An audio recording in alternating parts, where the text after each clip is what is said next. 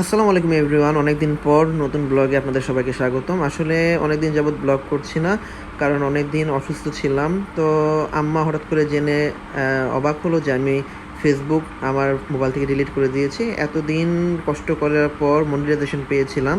তো আম্মা আমাকে অনেক বকাঝকা করলো যে তুমি কেন তোমার কাজ বন্ধ করবা, একসাথে অনেকগুলো কাজ করতে হবে। আর যেহেতু তুমি একটা মাত্র ছেলে আমার, তোমাকে অনেক কিছু করতে হবে, জীবনের লড়াইটা তোমাকে করতে হবে।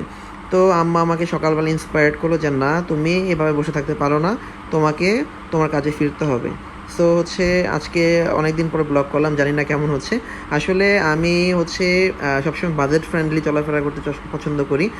মানে শো অফ করাটা আসলে আমার সাথে যায় না, আর আমার পরিবারের সাথেও যায় না। তো হচ্ছে আমি হচ্ছে একটা কম দামে সেকেন্ড হ্যান্ড একটা সাইকেল কিনেছি, কারণ আমার ঘুরতে অনেক ভালো লাগে। আর এখন তো 20 টাকার কমে আসলে রিক্সা ভাড়া দেওয়া যায় না। তো সেই জন্য ভাবলাম যে একটা সাইকেল কিনে নেই, যে কোনো জায়গায় মুভ করতে সহজ হবে। তো হচ্ছে আজকে যেহেতু হচ্ছে অফ ডে আমার, হচ্ছে স্যাটারডেতে আমি একটু ফ্রি থাকি। তো সেজন্য ভাবলাম যে একটু সাইকেলটা ঠিক করাতে নিয়ে যাই।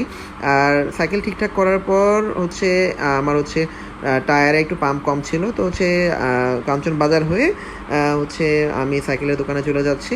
আসলে আমাদের কাঞ্চন বাজার অনেক বেশি রাশ থাকে এই টাইমটাতে, কারণ হচ্ছে প্রচুর পরিমাণ মানুষ, আর হচ্ছে জ্যামও থাকে 4 রাস্তার মোড়টাতে। আর রাস্তা যেহেতু চাপা, এই জন্য জ্যামের পরিমাণটা একটু বেশিই থাকে। তো আজকে মোটামুটি ফ্রি ছিল, তো চলে আসলাম হচ্ছে আঙ্কেলের দোকানে। এই আঙ্কেল থেকে আমি হচ্ছে আমার পুরাতন সাইকেলটা কিনেছিলাম।